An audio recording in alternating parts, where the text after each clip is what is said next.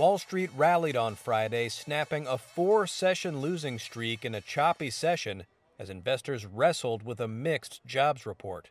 All three main indexes rose by about 1.25% or more.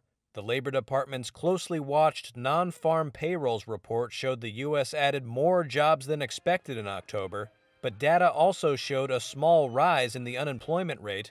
That uptick was enough for investors to think the Federal Reserve might downsize its rate hikes, says Doug Sandler, head of global strategy at Riverfront Investment Group.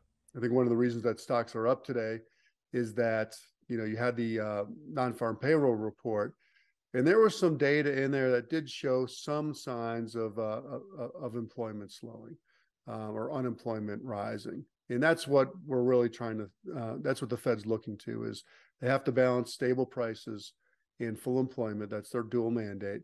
And as long as employment is full, they just focus on stable prices, which they stabilize by raising interest rates. Once you start to see unemployment rising, the Fed has to pay attention to that second mandate of full employment, because constituents scream at their politicians, politicians scream at the Fed, and the Fed can't just be tin-eared and keep raising rates when the economy is starting to slow. The U.S. midterm elections on November 8th, where control of Congress is at stake, will be in focus for the market next week, as well as a key consumer inflation reading due on Thursday.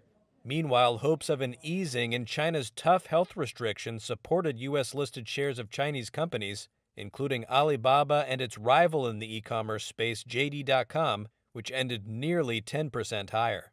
Shares of Starbucks jumped after the coffee chain topped Wall Street estimates for quarterly sales and profit, and food delivery firm DoorDash reported a revenue beat that also boosted shares.